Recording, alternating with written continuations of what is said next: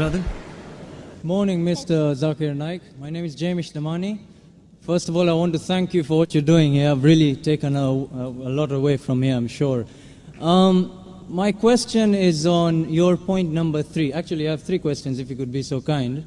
But on point number 3, first of all, I felt that it was very evasive, your answer. But what I'm going to ask you is very simple. When you talk about terrorism, when you talk about Islam, now this is a very simple, straightforward question. I hope I can get a straightforward answer. With what's happening in Pakistan, Iraq, Afghanistan, just to name a few, I'm not stereotyping, I hope no one takes offense. But when you hear on the news that a woman is cooking food for her kids and then a suicide bomber comes and kills them, I want to ask you a simple question. What is that? Is that Islam, or is that people who don't understand what Islam is and they have their own perception of Islam? And please, let me ask you one more thing. Can you give me an answer that is not in World War I or something there were more people that died, or this is all propaganda and these are Americans killing people and that's hear my not answer and then you pass your comment, inshallah. I want hear my just answer, that type of answer. Hear my answer, then you can pass your comment. Huh? The brother has the question that years in Afghanistan and Pakistan, a woman cooking food, a suicide bomber comes and blows up and kills. As far as Islam, what the media is saying, forget about it. I'll give you ruling of Islam. Whether what the media says right or wrong. Quran says in Surah Maida, chapter number 5, verse number 32, if anyone kills any other human being, unless it be for murder or for spreading corruption in the land, it is as though he has killed the whole of humanity. Any person kills any other human being, whether Muslim or non-Muslim, unless it be for murder or for spreading corruption in the land, it is as though he has killed the whole of humanity. And if any human being saves other human being, it is as though he has saved the whole nation. So according to the Quran, killing any single innocent human being is prohibited. If a suicide bomber comes and kills a woman who's cooking, she's innocent, it is 100% prohibited, whether done in Pakistan or Afghanistan or America or Dubai. Is the answer clear? Okay. 100% wrong. Whoever's doing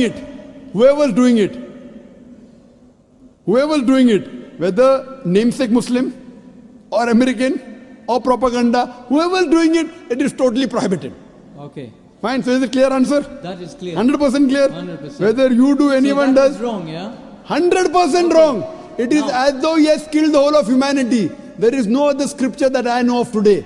Okay. There is no other scripture that I know of today that gives this statement that if you kill one human being, it is as though you killed the whole humanity, except the Quran. There is no other scripture that I know which says that if you save one human being, you have saved the whole of humanity. No other scripture. Perfect. Now, can I ask you something? Yes, you are told most me welcome. this is wrong, yeah? 100% wrong. Fine. Now, why are you here?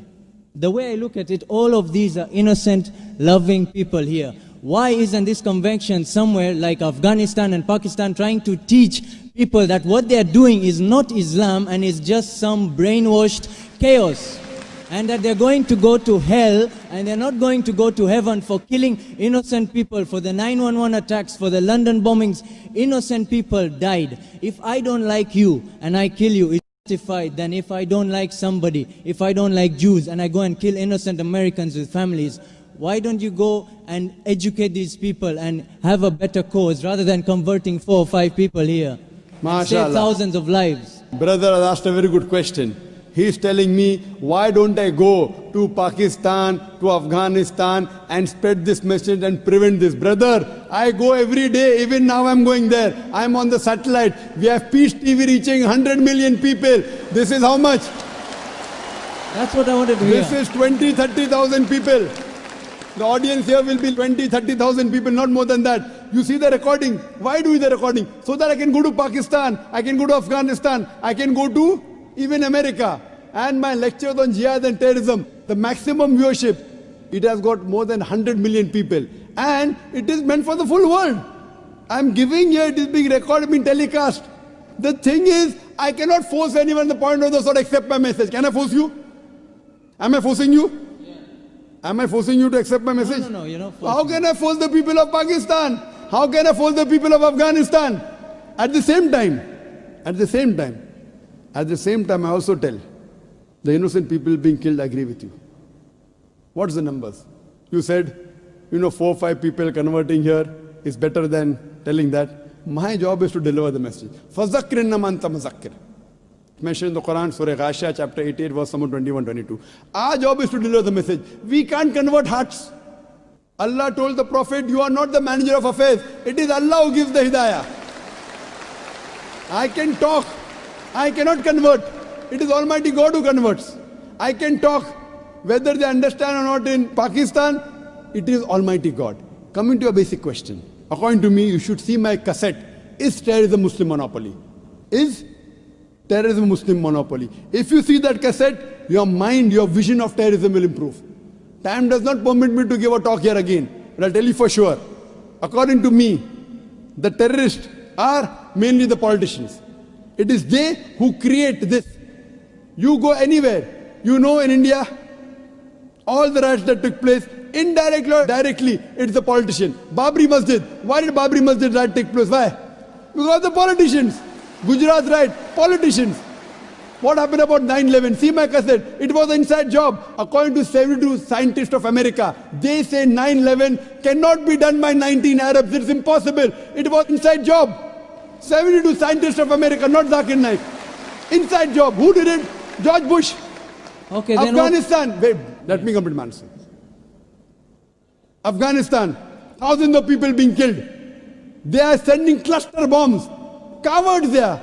Thousands of people. You are talking about suicide bomb? That is haram. I am not condoning it, I am condemning it. But the bigger thing to be condemned is the Americans sending their fighters in Afghanistan, killing thousands of people. In Iraq, killing thousands of people.